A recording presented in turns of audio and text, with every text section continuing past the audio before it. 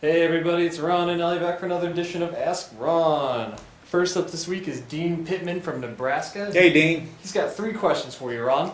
First one says, if I'm advertising I buy houses cash and then throw at them all these different ways I can purchase their property and offering them everything but cash for their home, isn't that kind of being dishonest in our advertising? Not at all, Dean.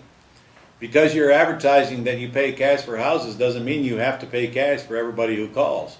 And if somebody asks me, do you pay cash? I say yes, but the price would have to be a discounted price. It probably doesn't apply to you because you likely owe more than what I'd pay for cash. Problem solved, conversation over. And then you go into the terms conversation. By the way, almost all advertisement has embellishment in it. Almost all advertisement doesn't apply. In fact, there is no advertisement that applies to everybody who's watching the ad. By the way, you want to know the best ad ever written? If your erection lasts more than 4 hours, see a doctor. Never mind. Better pass on that one. What's next?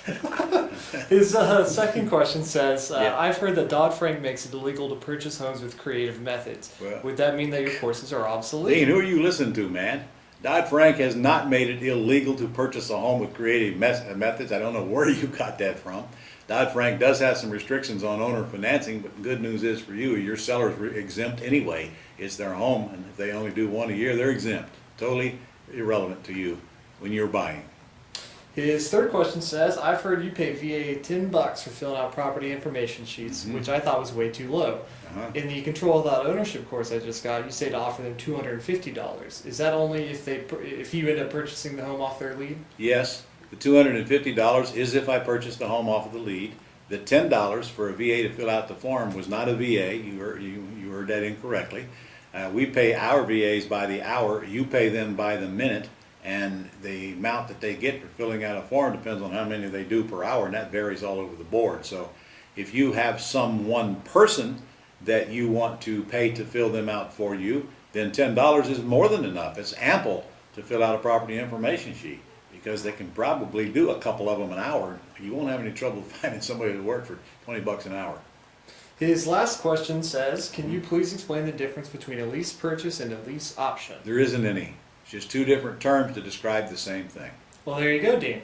Next up is Marianne from California. Good old Marianne. She's back. Here every week. What would we do without Marianne? Her first question says, I own a rental and I'm advertising a rent-to-own. So, do I use the updated real property possession and lease agreement? Yes, you do. The one with the table of contents on it. Awesome, there's that one. So, second question. A real estate attorney I found says he cannot sit with a tenant and answer their questions because he could get in trouble with the state bar since he's representing me and not the tenant buyer. He also says he can't accept a check from the tenant for closing costs. How can I get the attorney fee from the tenant so I can pay the attorney? Now, Marianne, let's just examine that a little closer here. First of all, I can tell you, you're going to need a new attorney. Because if your attorney, if it's true what you just said about your attorney, boy, he doesn't get it. Let me ask you this. When you went down and got a loan to finance your home, who do you think that attorney was representing? You or the bank? And yet, did you take that attorney money made out to their escrow account? Yes, you did. There's no difference between that and here. The attorney is representing the bank, and he most certainly will answer questions asked by you. He'll make it clear he's not representing the buyer, but he'll still answer their questions. And if you've got an attorney that's that big of a pain in the ass, as far as I'm concerned, you need to whack him and find somebody who actually wants to make your business easier instead of standing in your way and being a customer prevention department for you. Get rid of them. Go get another one that's more user-friendly. You know, her next question was about the same attorney, but I think that pretty well I answers answered that question. Yes, sir. All right. So next up is William Clark from Arizona. William says, if all people need to be in front of the notary to accomplish a land trust agreement... Stop. You do not need a land trust agreement notarized. I don't know where you got that at, man. You're going to need the deed notarized because it gets recorded. You do not need a notary on the land trust agreement. So if the seller, the signer on the deed for the seller is not in town, then your attorney has to send the deed to them and tell them they have to get it notarized where they live. Okay, that answers his question. Next up is Pollyann Sorkin from Minnesota. Hey, Pollyann. Pollyan's first question says, as a contract for deed state, which of your contracts on the member side are best aligned for contract for deed acts or sandwich contract None for of deed them, deals? Pollyann, because you don't do land contracts. That's an attorney's job. There's only a couple of agreements that you need to get familiar with because it's all you'll ever use. You need a purchase and sale agreement if you're buying it. You need a lease option agreement if you're leasing it. That's it. You don't ever write a land contract agreement. They're going to be different in every state anyway. You don't ever write any kind of a wraparound mortgage or a deed of trust document. None of that. That's all job for an attorney. All you've got to do is get the agreement that ties up the house and expresses the meeting of the minds, hand that over to your attorney, and they will do the rest.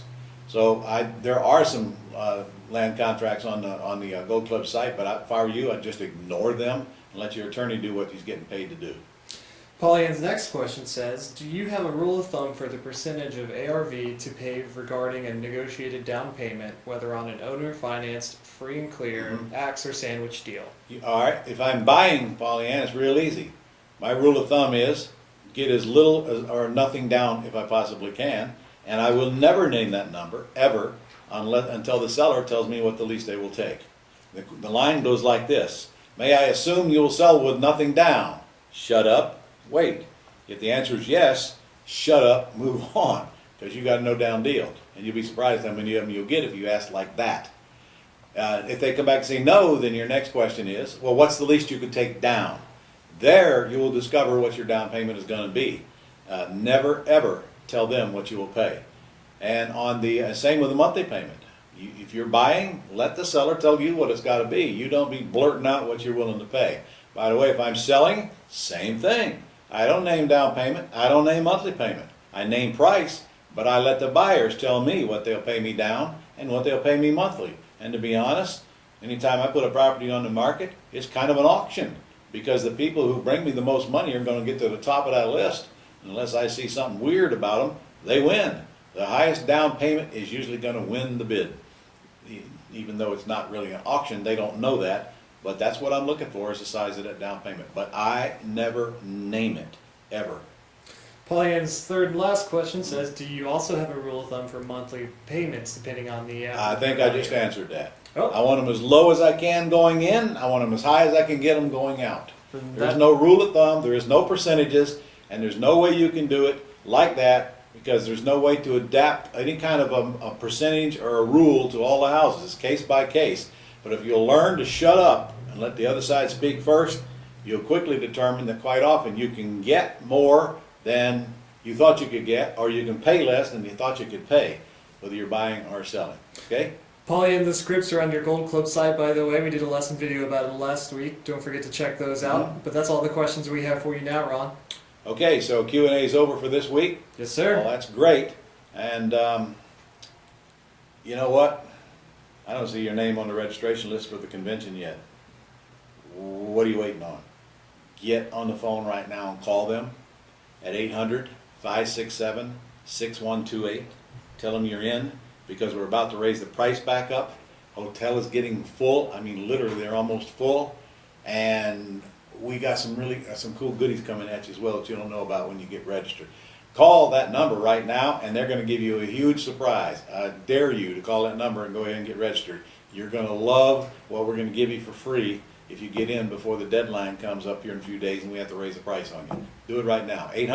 800-567-6128. See you next week.